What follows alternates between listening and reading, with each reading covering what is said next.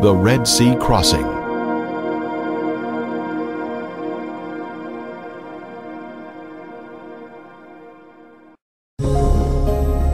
Egypt is steeped with a grand history of ancient science, technology, and beautiful structures. But is there evidence of the children of Israel ever living there? The children of Israel were living in the best of the land of Ramses, as Pharaoh had commanded. This area is the fertile Nile Delta in northern Egypt. And Israel dwelt in the land of Egypt, in the country of Goshen. This also describes the fertile Nile Delta. The Nile Delta is shown here at the northern termination of the Nile, full of lush vegetation, in contrast to the surrounding desert. On the night of Passover, the firstborn in each Egyptian home died in the final plague. Then the children of Israel left Egypt that same day. And the children of Israel journeyed from Ramses to Succoth. On that very same day, it came to pass that all the armies of the Lord went out from the land of Egypt. On the day of Passover, the children of Israel crossed the canals of the Nile and became an organized unit at Succoth. They had left the country of Egypt proper, but they were still in territory controlled by the Egyptians. So God led the people around by way of the wilderness of the Red Sea. The wilderness of the Red Sea is what we call today the Sinai Peninsula, which is surrounded on two sides by the Red Sea. It was through the northern region of the peninsula that they traveled day and night, making their rapid escape from the hands of Pharaoh. During the day they were shaded by the pillar of cloud that would have also provided moisture for them. At night, the pillar of fire would have given them light for their journey. At Etham, they turned south and headed through the mountains in the wilderness of the Red Sea, traveling through a narrow canyon, then stopping at the Red Sea. This expanse of water is called the Gulf of Aqaba today, but in Moses' day, it was called the Red Sea. King Solomon also built a fleet of ships at Ezion-Geber, which is near Elath, on the shore of the Red Sea, in the land of Edom. Ancient Elath is modern-day Eilat, Israel. Our modern Gulf of Aqaba is the ancient Red Sea, or Yam Suf. This is the beach where the children of Israel were trapped with nowhere to escape. The Egyptian army was fast approaching, and it appeared death was imminent. The children of Israel cried out, "Because there were no graves in Egypt, have you taken us away to die in the wilderness? Why have you so dealt with us to bring us out of Egypt?" The children of Israel were already out of Egypt when they were preparing to cross the Red Sea. This would exclude any crossing of the Bitter Lakes or the Gulf of Suez. It was at this site that God was preparing to demonstrate to prove His loving care for them. This is the large beach on the Gulf of Aqaba, called Nuweiba, Egypt. This is where it appeared that the forces of darkness were about to be triumphant, but God was in control. Across the Gulf is the land of Midian and the holy mountain of God.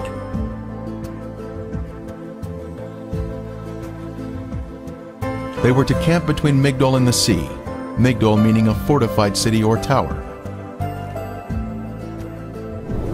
At the north end of the beach are the remains of an ancient fort, still partially standing today. It was once a three-story structure, capable of housing hundreds of Egyptian soldiers who could have prevented any northern escape from the beach.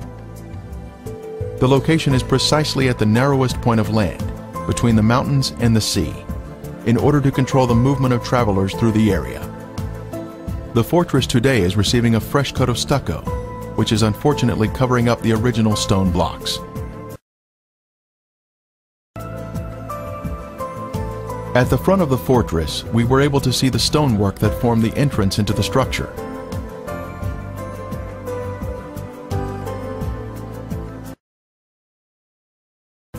In the middle of the courtyard, we can see an ancient well that would have supplied the fresh water for the many Egyptian soldiers that were housed here. Outside, we can see how tall the structure had been in its former days, a full 3 stories in height. Another description of the location for the Red Sea crossing was, Camp before Pi-hahiroth, which means mouth of a hole or canyon. As the children of Israel entered the beach, they had made their way through a system of canyons or wadis and encountered this beach at the Red Sea. The Bible tells us, "They are entangled in the land, the wilderness hath shut them in." They had finally made it through the canyons that snaked their way through the mountains, but now they were trapped on the beach. And the angel of God who went before the camp of Israel moved and went behind them, and the pillar of cloud went from before them and stood behind them. So it came between the camp of the Egyptians and the camp of Israel. It was here that the pillar of cloud blocked the Egyptians from advancing toward the children of Israel. For there was on each side a ridge of mountains that terminated at the sea, which were impassable by reason of their roughness, and obstructed their flight. There must have been excitement as they reached the beach at the sea, but that soon turned to gloom as they discovered their plight. They were trapped on the beach, awaiting their death at the hands of Pharaoh. From the middle of the beach, we can see the opening of Pi-hahiroth in the distance, but we head south in order to locate an amazing marker here at the beach.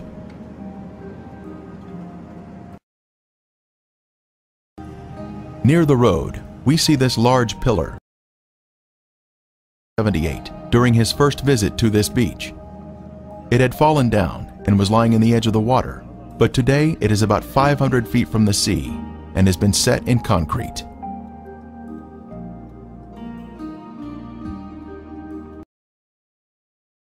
Features of the red granite pillar include the fact that it is of Phoenician or Hebrew design and is 3,000 years old. It was placed here for a reason, to mark the location of the crossing of the Red Sea on dry ground.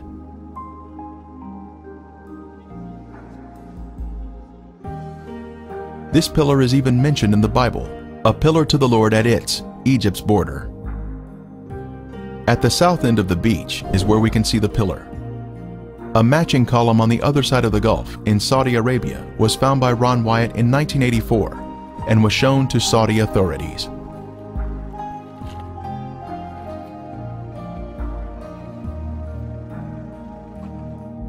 On the Saudi pillar were Hebrew inscriptions which included the words Pharaoh, Mizraim or Egypt, Moses, death, water, Yahweh, Solomon, and Edom.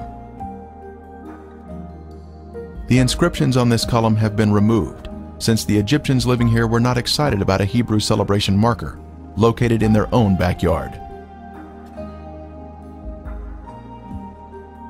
Using Google Earth, one can zoom in on the beach here and spot the pillar standing near the road. This is an exciting use of technology to see the Bible come alive.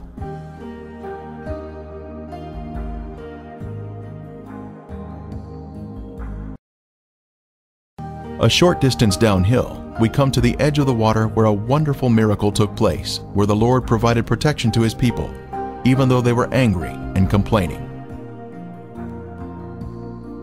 Are you not the one who dried up the sea, the waters of the great deep, that made the depths of the sea a road for the redeemed to cross over?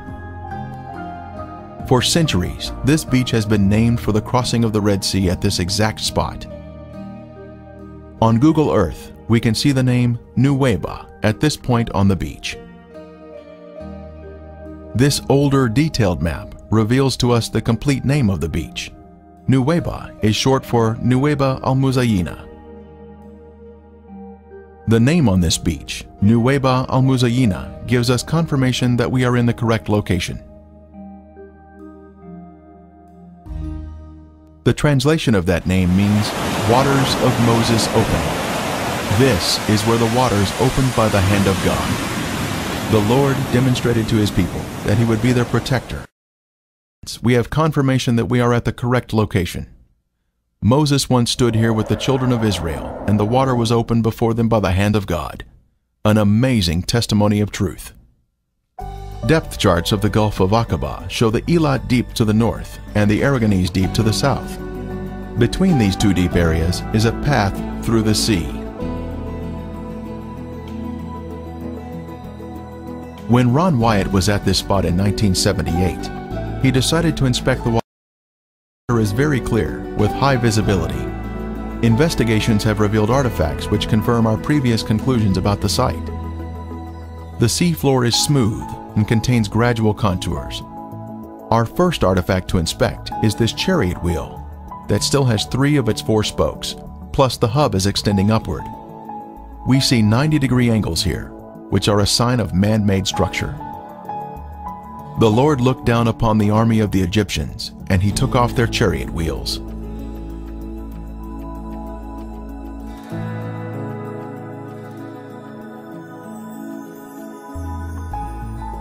The chariot wheel with 6 spokes was the most widely used by the Egyptians. Egyptian chariots were known to use metal hubs in the center of the wheels. Using metal detectors, divers have found metal in the raised hubs that are now covered in coral. Here we see another 4-spoked chariot wheel with 1 spoke missing and a center raised hub. The coral here has preserved the chariot parts by retaining the man-made structure, even after the wood has disappeared. Here we see another wheel suspended on its axle, standing at attention. It has 6 spokes and a raised center hub.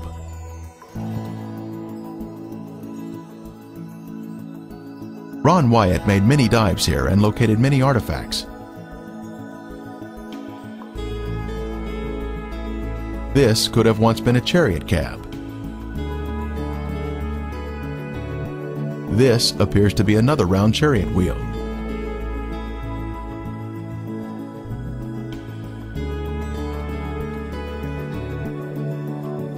Horse remains have also been found here, such as this shrunken hoof. Horses are not in the Sinai Peninsula today. Human remains have also been found, such as this coral-covered femur bone on the right. Lab tests confirmed that it is in fact bone.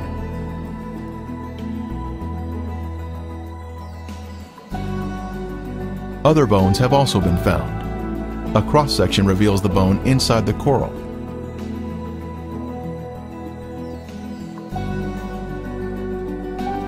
Here we see a chariot wheel standing on its axle in this old 1978 footage shot by Ron Wyatt. Next, we see an 8-spoke wheel with 1 spoke missing. 8-spoke wheels were only used during the 18th dynasty, the time of the Exodus. The premier find here at the crossing site is this gold veneer that was left behind from a 4-spoke chariot wheel. The Bible tells us there were 600 choice chariots used in the chase of the children of Israel. This artifact was left behind at a depth of 200 feet. Since specialized equipment would be necessary to raise it to the surface, today it is still in the location where it was found. Since there are chariot parts on this side of the Red Sea crossing, could there be other chariot parts on the other side of the Gulf, showing a continuation of artifacts? On the shore opposite of Nuweiba, inspection of the seafloor in Saudi Arabia has also been conducted to see if chariot parts can be found on this side of the Red Sea crossing. While investigating the Saudi Arabian waters, Viveka Pontian found this beautiful round chariot wheel specimen with a raised center hub. This is confirmation of the chariot parts continuing to the other side of the crossing site, opposite Nuweiba.